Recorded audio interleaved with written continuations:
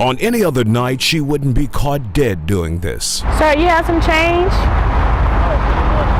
You have no money? Houston City Council member Wanda Adams wanted to know. You have a quarter or something? What it was like to be homeless. Can I just have a quarter? Her journey began on the steps of a Houston shelter. Salvation Army, how may I help you? A cold reminder of the life she chose for a night. Adams is an advocate for the homeless. In order to appreciate their plight, she says she had to live it. I really just want to bring to attention that there is a need and that we need other funding sources available, programs available for people who really need somewhere to go. There are at least 15,000 homeless people in Houston, some living on the streets for years, like Betty Jean. Set me on fire.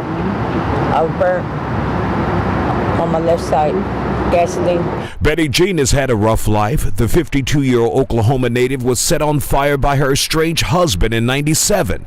That led to a downward spiral, including drug use and homelessness. It's hard for a woman to sleep out here in the street. She says she's been raped 4 times in the last 5 years. Her only means of survival on the streets is sex. Because you have to do so many things to a man just to get a place to lay down.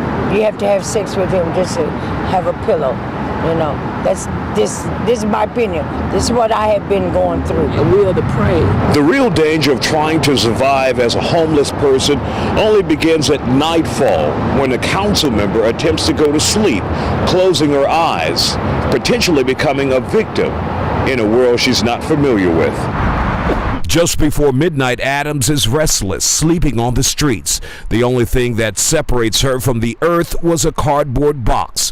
It's a night sleeping with at least one eye open. It was some people out here that was, noticing that I guess we hadn't been out here before, and they kept looking and coming closer. But 2 men kept Adams from becoming a victim. By her side, Christopher Banks, her chief of staff, and Sean Manning, a man who managed to escape the homelessness 6 years ago. I was driven by crack cocaine.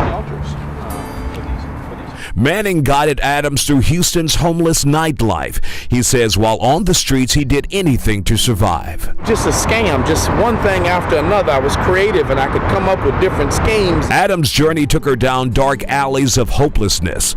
She encountered the voiceless sleeping on God's doorstep. It can be overwhelming for those who've forgotten just how big the problem is. It was very depressing because you can't help. The council member wanted to witness it firsthand. She had to see the veteran forgotten by his country, the drug addict whose habit took her as low as she could go. I should have been dead a long time ago. Armed with these experiences, what can Adams do?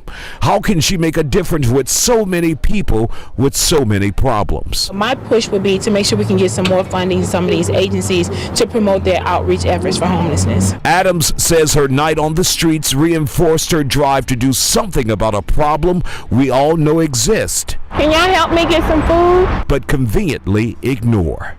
In downtown Houston, Isaiah Carey, Fox 26 News.